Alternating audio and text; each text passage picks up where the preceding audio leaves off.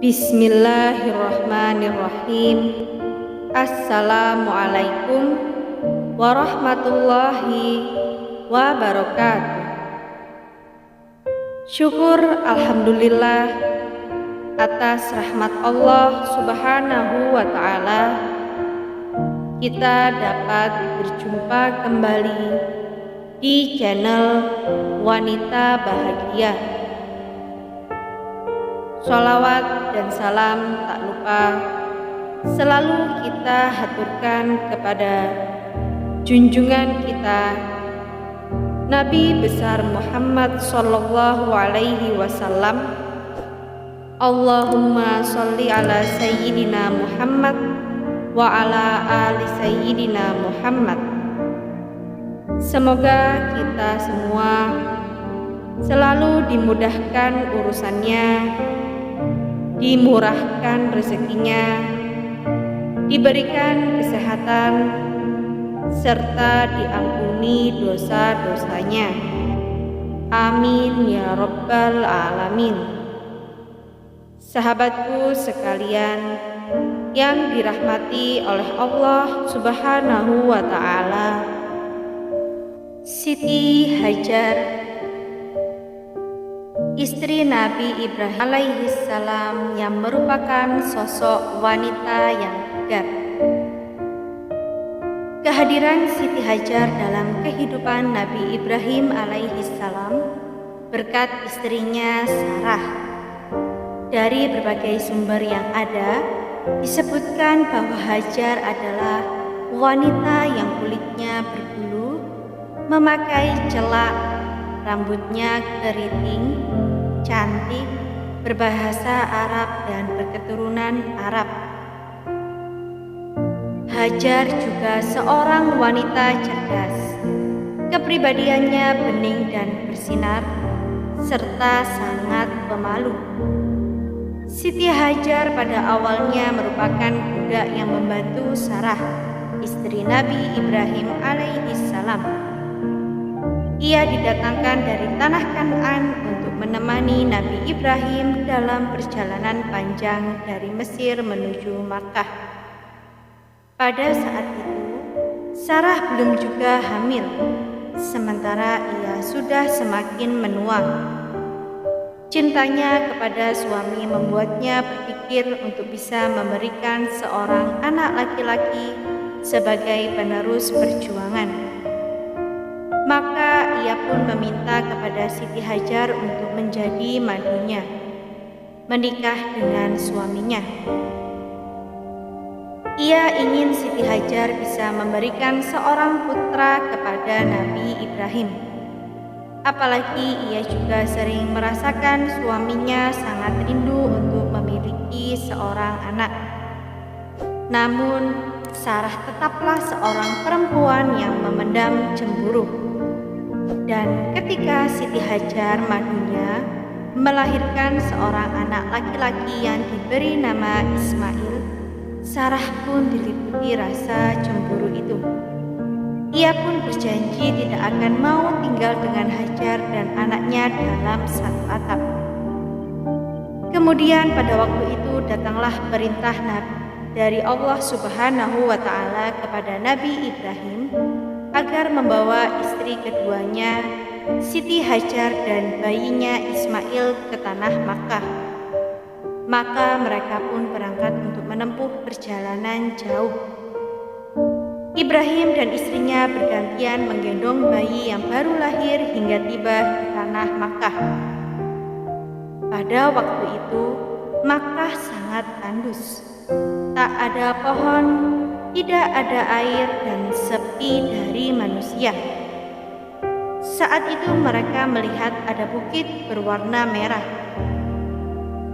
Di atasnya terdapat bekas rumah tua dari dahan-dahan kayu yang sudah mengering. Juga ada bekas kantong air penampung hujan. Di sanalah, seperti diriwayatkan dua sejarawan terkenal, Al-Tabari dan Ibnu Al-Atsir, Nabi Ibrahim meninggalkan Siti Hajar dan bayinya Ismail. Siti Hajar pun merengek sambil menangis agar suaminya tidak meninggalkan dia dan bayinya di tempat sepi dan menyeramkan itu. Namun Ibrahim tak peduli. Kemana engkau akan pergi dan meninggalkan kami di padang pasir yang tidak ada manusia, bahkan kehidupan ini? Apakah Allah yang memerintahkan kamu, wahai suamiku? Siti Hajar bertanya kepada suaminya. Tanpa menengok lagi kepada istrinya, Nabi Ibrahim pun menjawab singkat, "Iya, tak ada lain yang bisa diperbuat Siti Hajar." Akhirnya ia pun berkata lirih penuh penyerahan diri kepada Allah Ta'ala, "Kalau begitu, Tuhan pasti tidak akan membiarkan kami." Siti Hajar tampaknya yakin betul dengan janji Allah Subhanahu wa Ta'ala. Dalam diam, tanpa melihat lagi suaminya, ia pun menengadahkan wajahnya ke langit dan berdoa. Sementara itu, dari kejauhan Nabi Ibrahim pun melakukan hal yang sama, menatap langit dengan mengangkat kedua tangannya dan berdoa, "Ya Tuhan kami, sesungguhnya aku telah menempatkan sebagian keturunanku di lembah yang tidak mempunyai tanam-tanaman di dekat rumah Engkau, Baitullah yang dihormati. Ya Tuhan kami, yang demikian itu agar mereka mendirikan sholat. Maka jadikanlah hati sebagian manusia cenderung kepada mereka, dan beri rizkilah mereka dari buah-buahan. Mudah-mudahan mereka bersyukur." Quran Surat Ibrahim ayat 37. Menurut Muhammad Ali Sabauni dalam bukunya An-Nubuwah wal Anbiya, sepeninggal Nabi Ibrahim, Siti Hajar hanya bisa pasrah. Ia merasa terhibur manakala melihat wajah bayinya yang manis dan memancarkan kasih sayang. Pada awalnya ia tidak merasakan kesepian. Ia tidak menyadari kerasnya kehidupan di tengah lembah sunyi dan bukit bebatuan. Hingga akhirnya ia kehabisan perbekalan hidup. Apalagi si kecil pun mulai kehausan dan kelaparan.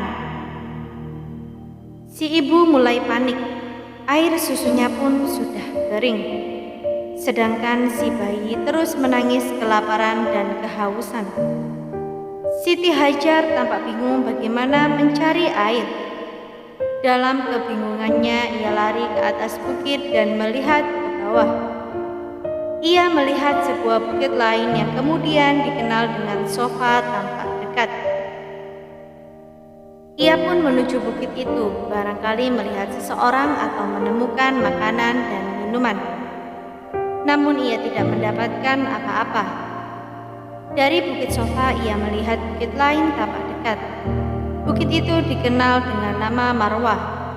Ia pun berjalan menuju ke sana dan tidak mendapatkan bekas-bekas kehidupan. Ia berusaha bolak-balik di antara dua bukit itu hingga 7 kali. Berusaha dalam bahasa Arab disebut sa'ah. Dari kata inilah istilah sa'i diambil. Setelah 7 kali bolak-balik Sofa Marwah, Siti Hajar pun kelelahan dan putus asa. Ia akhirnya ambruk di samping bayinya. Hatinya tercapik-capik menunggu nasib. Ia berserah diri secara total. Beberapa waktu kemudian ia bangun. Ia kumpulkan sisa tenaganya untuk melihat bayinya yang mungkin sudah meninggal dunia. Namun tidak, aku tidak melihat isyarat kematian anakku, katanya lirih. Demikianlah Allah Subhanahu wa Ta'ala telah mengutus malaikat Jibril dan dengan kedua sayapnya menyentuh tanah sehingga muncul mata air yang mengalirkan kehidupan. Siti Hajar pun bangkit dengan sepenuh tenaga dan lupa apa yang baru ia alami. Ia segera mengambil air itu dan meminumkannya kepada bayinya Ismail. Kepada mata air itu ia mengatakan, "Zumi, Zumi." Air dan mata air itu kemudian dikenal dikenal sebagai Zam-Zam, yang memberi kehidupan di tengah padang pasir tandus dan bukit bebatuan. Makkah yang berkemajuan kini pun sebenarnya berawal dari kisah perempuan ini. Tidak lama kemudian, datang kafilah dagang dalam perjalanan menuju Syam. Mereka melihat seekor burung terbang di atas lembah itu. Seorang di antara mereka berkata, burung itu menandakan ada air di bawahnya. Lalu mereka mengutus seseorang untuk menyelidiki kemungkinan ada mata air.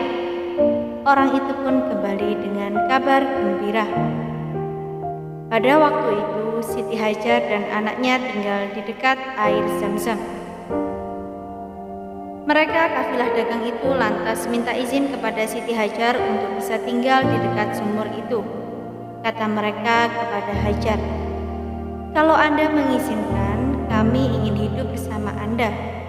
Kalau Anda tolak, kami akan pergi. Air ini adalah milikmu." Hajar lalu mengizinkan mereka tinggal di sekitar Zam-Zam dan bersama-sama hidup dari air itu. Ismail tumbuh di tengah-tengah mereka di dekat Bait Al-Atiq atau rumah Tuhan atau Ka'bah, termasuk belajar bahasa Arab dan menunggang kuda. Dan ketika Ismail sudah tumbuh menjadi pemuda, datanglah ayahnya Nabi Ibrahim menceritakan mimpinya. Maka tatkala anak itu Ismail sampai pada umur sanggup berusaha bersama-sama Ibrahim berkata, "Hai anakku, sesungguhnya aku melihat dalam mimpi bahwa aku menyembelihmu. Maka pikirkanlah apa pendapatmu." Ia Ismail menjawab, "Hai bapakku, kerjakanlah apa yang diperintahkan kepadamu. Insya Allah kamu akan mendapatiku termasuk orang-orang yang sabar." Surat As-Saffat ayat 102. Maka terjadilah kisah yang mengharukan itu yang kemudian menjadi dasar perintah korban kepada umat Islam setiap Idul Adha. Lalu Allah Subhanahu wa Ta'ala memerintahkan kepada Ibrahim dan Ismail untuk meninggikan dasar-dasar Baitullah dalam surat Al-Baqarah ayat 127, dan mensucikannya untuk orang-orang yang tawaf, yang i'tikaf, yang ruku' dan yang sujud. Surat Al-Baqarah ayat 125. Siti Hajar meninggal dunia pada usia 90 tahun. Putranya Nabi Ismail alaihi salam memakamkannya di samping rumah Allah Ka'bah. Itulah Hajar, istri Nabi Ibrahim alaihi salam dan ibunda Nabi Ismail. Allah Azza wa Jalla menakdirkan Siti Hajar dikebumikan di tempat suci, di tanah suci yang tidak dikunjungi kecuali oleh jiwa-jiwa yang suci, di tempat yang di dalamnya tidak ada ucapan yang tidak bermanfaat dan dosa, di tempat yang dipenuhi orang-orang yang tawaf, berdiri, ruku' dan sujud, di tempat yang dibangun suami dan anaknya atas perintah Allah Ta'ala. Sepanjang hari demi hari, tahun demi tahun, dan sejarah demi sejarah, manusia akan ingat Hajar dan kesetiaannya. Semoga apa yang kami sampaikan kali ini bermanfaat untuk kita semua dan menjadi ladang pahala. Jangan lupa untuk menekan tombol like dan subscribe, dan juga nyalakan lonceng notifikasinya agar Anda tidak ketinggalan video terbaru dari Wanita Bahagia. Sampai jumpa di video kami selanjutnya. Sekian dan terima kasih banyak. Wassalamualaikum warahmatullahi wabarakatuh.